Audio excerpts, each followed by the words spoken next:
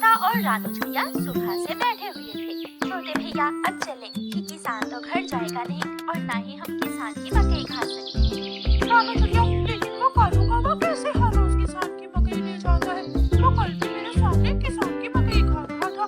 मैंने पूछा तो कहने लगा ये किसान के खेत से लाया हूँ। वो एक नंबर का चोर है, किसी न किसी तरह वो मकई चोरी करके ले जाता होगा। किसान खेत में काम कर रहा था और चिड़िया और तोता बिना मकई खाए ही जंगल वापस चले जाते हैं।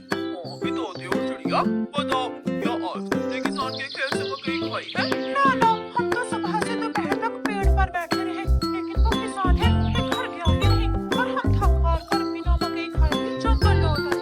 मैं तो जा रहा हूँ, पेट भर मकई खाऊंगा भी और अपने साथ भी लेकर आऊंगा।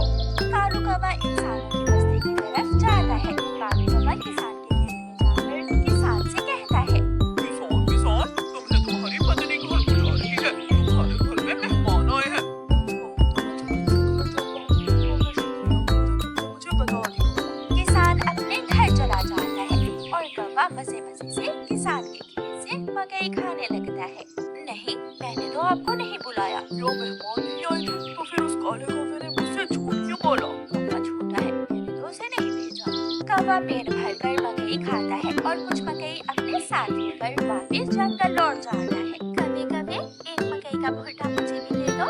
ना, मैं तो मकई का भुट्टा किसी को नहीं दूंगा, बहुत मुश्किल से लाया हूँ मैं। कौवा चिड़िया के सामने बैठकर मकई का भुट्टा खा रहा था और चिड़िया के मुंह में पानी आ रहा था।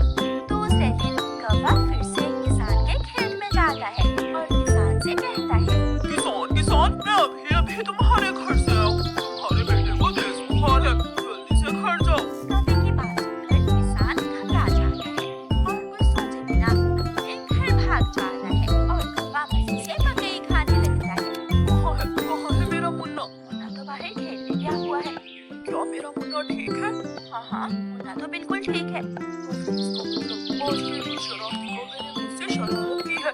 उसने मुझसे कहा कि मेरे मुन्ने को बुखार है, मैं जल्दी घर जाऊँ। वो कौवा जरूर आपको घर भेजकर खेत से फसल खाता होगा।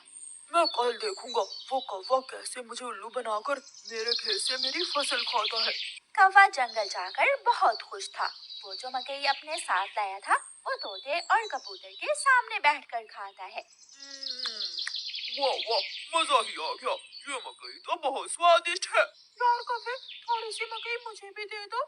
हाँ ठीक है, अगर तुम मेरे घर का काम कर दो तो मैं तुम्हें भी मकई दे सकता हूँ। मैं भी करूँगा, मैं भी कभी आपके घर का सारा काम करूँगा, मुझे भी मकई दे देना। ठीक है, तो फिर जल्दी से मेरे साथ आ जाओ। कौवा कबूतर और तोते को अपने घर ले जाता है। तोते, तुम जल्दी से मेरे घर की सफाई सुथराई कर दो और कबूतर तुम जल्दी से मेरे सारे बर्तन धो दो, फिर मैं तुम दोनों को मकई दूंगा। फिर कबूतर अपने काम में लग जाता है और तोता कौवे के घर की सफाई सुथराई करने लगता है। दोनों अपना अपना काम खत्म कर देते हैं। कौवे, मैंने काम कर दिया है, अब मुझे मकई दे दो। मैंने भी काम कर लिया है, मुझे भी मकई दो।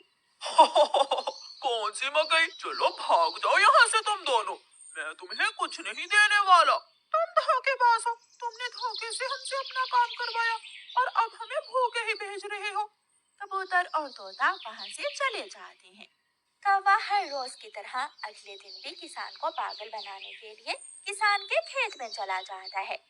कौवा किसान के पास जाता है और किसान से कहता है, किसान, मैं अभी देख कर आया हूँ, तुम्हारी गाय जंगल की तरफ जा रही है, शायद उसकी रस्सी टूट गई होगी। मेरी गाय को तो शेर खा जाएगा। कौवे, मैं जल्दी से जाकर अपनी गाय को बचाता हूँ। किसान वहाँ से जाता है, लेकिन आज किसान थोड़ी दूर जाकर पेड़ के पीछे छुप जाता है। कौवा किसान के खेत में जाकर मकई खाने लगता है। तो ये कौवे का बच्चा इसलिए मुझे हर रोज किसी न किसी तरह खेत से भेज देता है। जब तक मेरे पास बड़ा दिमाग है, मुझे किसान की फसल खाने से कोई नहीं रोक सकता। किसान के पास बंदूक थी। किसान बंदूक चलाता है और गोली सीधी जाकर कौवे की टांग पर लगती है। कौवा बहुत मुश्किल से वहाँ से भागता है और किसी न किसी तरह अपने जंगल वापस पहुँच जाता है। वो अपने घर के बाहर आकर गिर जाता है। हाय, मर गया।